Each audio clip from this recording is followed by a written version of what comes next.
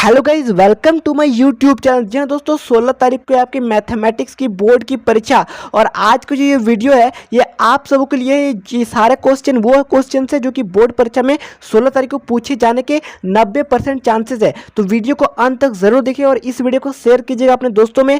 सभी को बताइए कि इस चैनल पर जो तैयारी कराई जा रही है। आज की जो ये वीडियो है वहाँ पर हमने एक चैप्टर को कवर करूँगा कि त्रिकोणमिति की जो है आप कुछ प्रयोग, एक चैप्टर है, चैप्टर नंबर जो 9 है उसको देख लीजिएगा। उस पर जितना सारा भी सवाल आने वाला है 5 मार्क्स के लिए, उन सारे सवालों को करेंगे। इसमें से एक सवाल आपका बोर्ड परीक्षा में पूछा जाएगा। आज मैं आपको 5 क्वेश्चन बताने वाला हूँ, इसमें से एक क्वेश्चन आपकी बोर्ड परीक्षा में जरूर रहेगा, देख लीजिएगा। और इससे पहले अगर आपने अभी तक चैनल को सब्सक्राइब नहीं किया, चैनल को सब्सक्राइब कीजिए, साथ ही साथ बेल नोटिफिकेशन को भी दबाइए और इस वीडियो को शेयर कीजिए। और एक विशेष बात कि अगर आप लोग इसका पीडीएफ चाहते हो, इसका अगर पीडीएफ फॉर्मेट चाहते हो तो टेलीग्राम ग्रुप का लिंक नीचे डिस्क्रिप्शन बॉक्स में है, फटाफट ज्वाइन हुई और आपका जो पीडीएफ का लाभ उठाइए और लिखना प्रारंभ कीजिए। चलिए शुरू करते हैं आज की इस विशेष वीडियो को। देखिए, ये JAC class 10th mathematics 5 marks का क्वेश्चन है। 5 क्वेश्चन मैं आपको बताऊंगा समझा करके अच्छे तरीके से। एक बार बताऊंगा, आप लोग कोई भी क्वेश्चन पूछिए तो आप लोग बना लोगे। ध्यान से पढ़ते हैं पहला क्वेश्चन। 7 मीटर ऊंचे एक भवन के शिखर से एक केबल टावर के शिखर का उन्नयन कोण 60 डिग्री है और इसके पाद का अवगमन कोण 45 डिग्री है। टावर की ऊंचाई ज्ञात कीजिए। दोस्तों, टावर का ऊंचाई यानी कि एच हम लोग को निकालना है, ठीक है। सबसे पहले इसका काम, एक इंपॉर्टेंट काम क्या करना रहता है इस क्वेश्चन में, जितना भी सारा ऐसे क्वेश्चन पूछ जाएंगे, ये आपका सेक्शन सी का पहला क्वेश्चन हमेशा ऐसे रहेगा।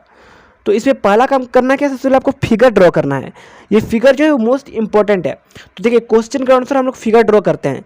क्या है कि 7 मीटर ऊंचे एक भवन, तो सबसे पहले हम लोग 7 मीटर ऊंचे एक भवन, जो डी और सी है ना, ये आपका 7 मीटर का है, ठीक है। डी सी जो है मान लीजिए एक भवन है जो कि 7 मीटर का है, ठीक है।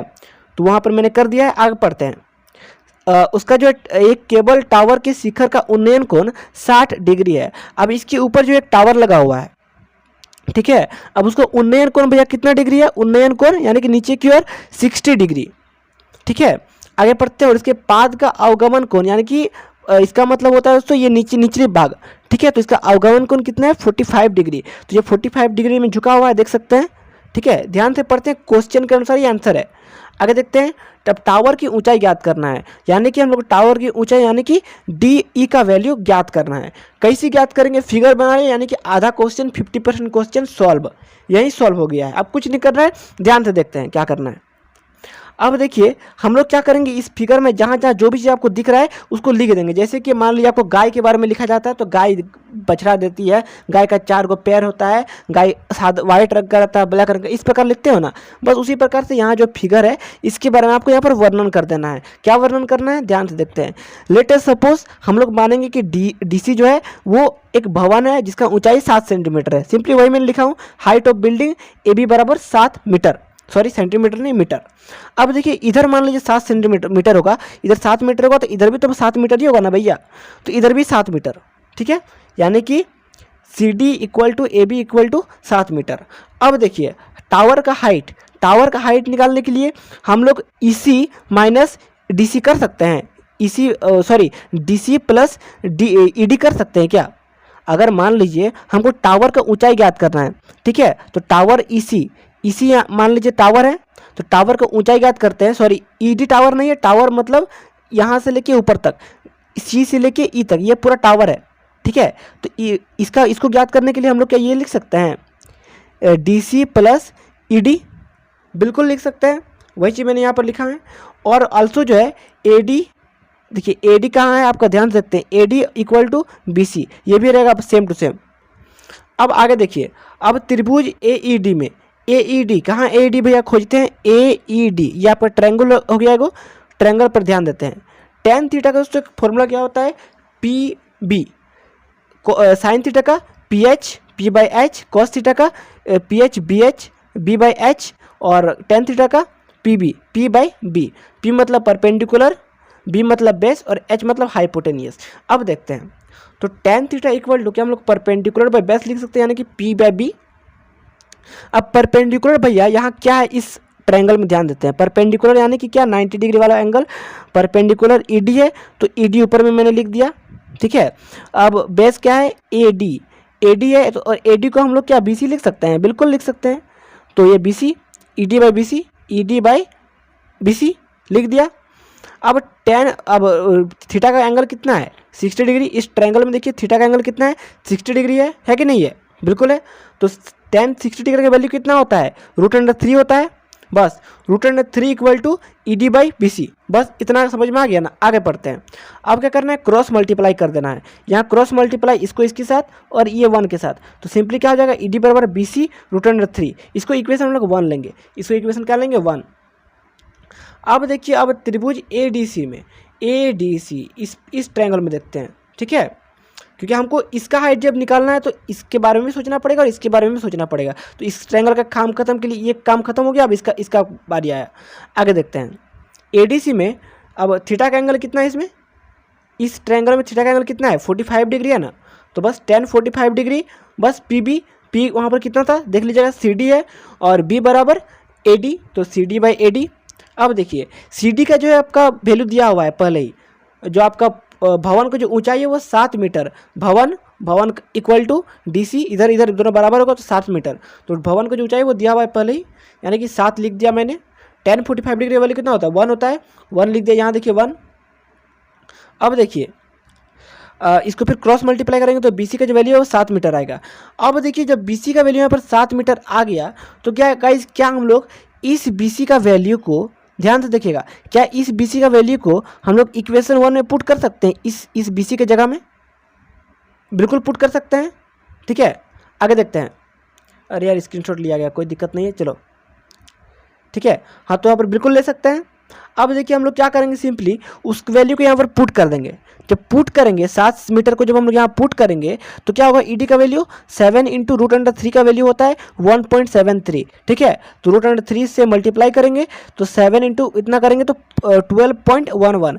तो यहाँ पर ED का जो वैल्यू है वो कितना है 12.11। तो यहाँ पर देखिए ED का जो वैल्यू है वो निकल चुका है। अब क्या करना है गाइस, जब ED का वैल्यू निकल गया तो टावर के वैल्यू निकालने के लिए क्या करना पड़ेगा, इसको जोड़ना पड़ेगा और प्लस इसको जोड़ना पड़ेगा। तो 12.11 प्लस DC का वैल्यू पहले से हम लोग को मालूम है, DC का वैल्यू कितना है 7 मीटर। जो लोग जोड़ेंगे ना तब कितना आएगा वैल्यू, यहाँ पर देख सकते हैं 19.11। तो गाइस कुछ इस प्रकार से आप लोग ने पहला सवाल बना लिया।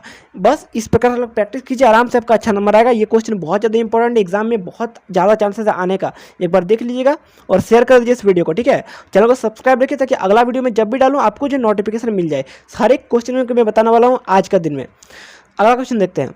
एक मीनार के पाद बिंदु से एक भवन के शिखर का उन्नयन कोण 30 डिग्री है और भवन के पाद बिंदु से मीनार के शिखर का उन्नयन कोण 60 डिग्री है। यदि मीनार की ऊंचाई 50 मीटर हो तो उन्नयन कोण जो 50 मीटर हो तो भवन की ऊंचाई याद करना है। बस उसी प्रकार से अब यहाँ पर मान लेते हैं कि शिखर का उन्नयन कोण, देखिए भवन का ऊंचाई कितना है 50 मीटर, AB मान लीजिए भवन है, ठीक है, सॉरी DC यदि मीनार, हाँ ये देखिए ये हो गया मीनार, AB हो गया मीनार और DC हो गया भवन।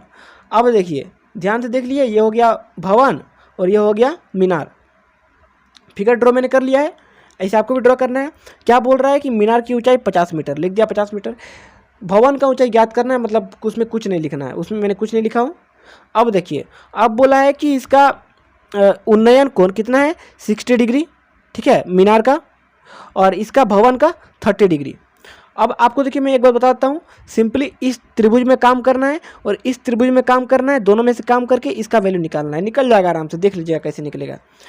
बस वही चीज़ करना है कि यहाँ पर इसके बारे में मैंने सबसे पहले वर्णन कर दिया। लेट अस सपोज AB बराबर 50 मीटर, जो आपका कोण 60 डिग्री किसका है, एंगल जो C है वो 60 डिग्री, एंगल B है वो 30 डिग्री। यहाँ समझ में आ गया। अब बढ़ते हैं आगे, देखिए ध्यान दीजिएगा, ठीक है। त्रिभुज ABC में, ABC त्रिभुज में यहाँ पर एक और फिर फॉर्मूला, वही फॉर्मूला पुट करना है, tan theta equal to P/B perpendicular by base. तो इस त्रिभुज में जब हम लोग काम करेंगे परपेंडिकुलर बाय बेस का, तो यहाँ पर P क्या हो जाएगा 50 मीटर, 50 मीटर मैंने ऊपर लिखा। B क्या हो जाएगा BC, तो BC सिंपली वो लिख दिया, और एंगल कितना है 60 degree, tan 60 degree equal to 50/BC। अब देखिए आगे tan 60 डिग्री का वैल्यू कितना होता है √3, 50/BC, क्रॉस मल्टीप्लाई करेंगे तो BC का वैल्यू कितना आएगा 50/√3। इसको इक्वेशन 1 लेंगे। सिंपली वही काम इसमें भी करना है हमको। इस त्रिभुज में भी वही काम करना है। इसमें जब हम लोग करेंगे तो tan 30 डिग्री होगा, क्योंकि एंगल जो 30 डिग्री है। और पी बी फॉर्मूला पुट करेंगे तो पी के जगह में क्या है DC, और बी के जगह में क्या है BC है। तो सिंपली कोई फॉर्मूला नहीं है हमारे पास। आगे देखते हैं फिर। अब √30 डिग्री का वैल्यू कितना होता है 1/√3। अब इसको जब क्रॉस मल्टीप्लाई करेंगे इस दोनों को, देखिए इस जगह में, ठीक है, यहाँ ध्यानपूर्वक देखेंगे, दोनों जब क्रॉस मल्टीप्लाई करेंगे तो DC √3 हो जाएगा इक्वल टू BC। वह चीज़ लिखा हूँ। अब देखिए यहाँ पर क्या हम लोग ये BC के जगह में, ये जो BC आपको दिख रहा है, क्या BC के जगह में हम लोग इक्वेशन 1 को पुट कर सकते हैं? BC का वैल्यू बिल्कुल कर सकते हैं। जब हम लोग पुट करेंगे उसका वैल्यू दोस्तों, तो क्या हो जाएगा 50/√3 इक्वल टू √3 DC। अब देखिए क्या करना है, हम लोग दोनों तरफ ना इस तरफ भी और इस तरफ भी √3 से मल्टीप्लाई कर देंगे। तो जब मल्टीप्लाई करेंगे ना तो एक √3 आपस में कट जाएगा। जब इतना कट गया और इधर में √3 इंटू √3 कितना होता है 3 होता है। तो यहाँ पर इस जगह में एक चीज़ आपको बताता हूँ कि यहाँ पर मैंने इसको कट नहीं किया हूँ, जो कटा हुआ दिख रहा है उसको मैं काटा नहीं हूँ, √3 है। जब √3 जब मल्टीप्लाई होगा ये √3 और ये √3 तो होगा बचेगा बस 3। तो 50/3 इक्वल टू DC। अब DC का वैल्यू कितना आएगा 16.66। क्या हम लोग को DC का ही वैल्यू फाइंड आउट करना था? बिल्कुल, DC का वैल्यू निकल गया है। आप लोग इसका PDF चाहिए तो टेलीग्राम ग्रुप में जुड़िए और चैनल को सब्सक्राइब कीजिए ताकि आपको लगातार इस प्रकार से मैं वीडियोस बनाता रहूँ। आगे देखते हैं अगला सवाल। आंधी आने से एक पेड़ टूट जाता है और टूटा हुआ भाग इस तरह मुड़ जाता है कि पेड़ का शिखर जमीन को छूने लगता है और इसके साथ 30 डिग्री का कोण बनाता है। पेड़ के पाद बिंदु की दूरी जहां पेड़ का शिखर जमीन को छूता है 8 मीटर है। पेड़ की ऊंचाई ज्ञात करना है। अब देखिए गाइस, ये मान लीजिए एगो पेड़ है, ये पेड़ का एगो इतना लंबा पेड़ था, ठीक है। जब टूट गया ये पेड़, जब टूट गया तो टूट के ऐसे ऐसे ऐसे करके गिर जाएगा, ये भाग तो ऐसे गिर जाएगा, ठीक है। तो गिरने के बाद कुछ इस प्रकार से एंगल बना दिया जमीन में, और ये आपका जमीन है, जो नीचे वाला सरफेस दिख रहा है ना वो आपका बेस यानी कि जमीन। अब देखिए अब क्या बोल रहा है इसमें कि जो आपका पेड़ का जो जहाँ से टूटा उसका उस बिंदु से लेकर के उन्नयन कोण उसका 30 डिग्री है। यहाँ समझ में आ गया ना, जहाँ पर गिरा वो 30 डिग्री है। अब जो जिस पॉइंट में ये पेड़ गिरा, जो बिंदु में अंतिम जो छोरा है जहाँ पर गिरा, वहाँ से लेके पेड़ जहाँ से उगा हुआ है उसका जो डिस्टेंस है वो 8 मीटर है। यहाँ समझ में आ गया ना। चलिए अब इसको निकालते हैं। तो इसका जितना मैं आपको बता दिया अभी, इसको आपको अपने भाषा में लिख देना हिंदी में। वीडियो लंबी नहीं हो जाए इसके मैं लिखा नहीं हूँ, बस आपको लिखना है। अब देखिए यहाँ पर सिंपली वही काम करना है, tan थीटा वाला काम करना है। तो tan 30 equal to P/B 1/√3 equal to H/8, H hypotenuse by base, मतलब H/8 हो जाएगा। अब देखिए यहाँ पर क्रॉस मल्टीप्लाई जब करेंगे तो H√3 इक्वल टू 8 होगा ना जी। H√3 इक्वल टू 8 होगा। तो H बराबर क्या होगा 8/√3। बस आंसर निकल गया जी, और क्या करना ही। तो H का वैल्यू निकल गया, H ही तो निकालना था। बस इस प्रकार से आप लोग आराम से बना सकते हो। और एक बात जान लीजिए, मैथ में अगर आपका 5 मार्क्स में क्वेश्चन पूछे ना, तो भी अगर आप लोग सही बनाते हो, ज़्यादा लंबा नहीं करते, तो भी आपको फुल आउट ऑफ फुल मिलेगा, 5 नंबर पूरा मिलेगा। तो इस बारे में बिल्कुल नहीं सोचना कि जैसे आप लोग इतिहास में करते होंगे, हिंदी में करते होंगे, लिख दीजिए 5 नंबर का क्वेश्चन, 8 नंबर क्वेश्चन से ज़्यादा लिखिए नंबर देगा टीचर। लेकिन ऐसा बात मैथ में नहीं होता है, जितना सही लिखोगे ना उतना ही मार्क्स मिलेगा। अगला क्वेश्चन देखते हैं, चौथा नंबर। ये बहुत ज़्यादा इंपॉर्टेंट है, एग्जाम में आने की 90% चांसेस रखते हैं ये क्वेश्चन। ये 5 क्वेश्चन में से एक क्वेश्चन जरूर आएगा एग्जाम में, देख लीजिएगा आप। मीनार के आधार से, यहाँ पर 2 बार आधार लिखा गया, इसके लिए क्षमा प्रार्थी हूँ। मीनार के आधार से और एक सरल रेखा में 4 मीटर और 9 मीटर की दूरी पर स्थित 2 बिंदुओं से मीनार के शिखर का उन्नयन पूरक कोण है। पूरक कोण यानी कि 90 डिग्री। सिद्ध कीजिए कि मीनार की ऊंचाई 6 मीटर है। इसमें प्रूव करना है कि मीनार का जो ऊंचाई है वो 6 मीटर है। अब देखिए सिंपल हम लोग ड्राइंग बनाएंगे, ठीक है। अब देखिए यहाँ पर मीनार बनाना है, तो लेट अस सपोज कि जो मीनार है वो हमारा क्या है DC इक्वल टू मीनार, ठीक है। उसका वैल्यू पहले गिवन है कि 6 मीटर है, लेकिन उनको प्रूव करना है तो निकाल देंगे H का वैल्यू। अब क्या बोल रहा है कि मीनार के आधार से और एक सरल रेखा में 4 मीटर और 9 मीटर की दूरी पर स्थित 2 बिंदुओं से मीनार का शिखर का उन्नयन करो। हाँ देखिए यहाँ से जो मीनार है, मीनार से एक आधार यहाँ से लेकर के एक डिस्टेंस में 4 मीटर का है, और इसका मतलब A और D का जो डिस्टेंस है वो 9 मीटर है। पूरा यहाँ से यहाँ तक 9 मीटर और यहाँ से यहाँ तक 4 मीटर। अब देखिए जब बोल रहा है कि ये उन्नयन को मतलब ये जो कोण है पूरी तरीके से पूरक कोण है तो सिंपली क्या हम लोग इसको 90 डिग्री माइनस थीटा इसको लिख सकते हैं, 4 मीटर वाला बिल्कुल लिख सकते हैं, वहाँ पर लिखा हुआ है साफ तौर पे। अब देखिए एक और जो उसको एंगल हम लोग थीटा देते हैं, इसका एंगल हमको मालूम नहीं है, ठीक है। अब इसको प्रूव करते हैं। सो त्रिभुज बी सी डी में बी कहाँ है, बी सी और डी में tan थीटा का वैल्यू कितना है, 90 माइनस थीटा, बस 90 minus theta equal to H by B कितना है, 4 मीटर कर देंगे। तो tan 90 minus theta equal to कितना होता है आपको पता होगा, कॉट थीटा होता है। ये कॉट थीटा कैसे होता है ना, आपको आगे जाके मतलब क्लास 11 में जब आप लोग जाओगे तब आपको अच्छे तरीके से टीचर्स बता देंगे, ठीक है। ये यहाँ हो गया, आपको मैं ही बताता हूँ। देखिए इतना 90 डिग्री होता है ना, तो tan 90 माइनस थीटा, ठीक है, tan 90 माइनस थीटा यानी कि इसी जगह में रहेगा, तो इसीलिए इस जगह में जब रहता है ना तो जो tan है वो बदल जाता है उसके ऑपोजिट वाला में, यानी कि कॉट में बदल जाएगा, ठीक है। तो यहाँ पर tan 90 माइनस थीटा करेंगे इक्वल टू h/4 होगा। अब tan इसका मतलब होता है कॉट थीटा, तो cot theta equal to h/4, equations को 1 लेंगे। अब क्या करेंगे, त्रिभुज ए सी डी में, इस त्रिभुज में गौर फरमाते हैं।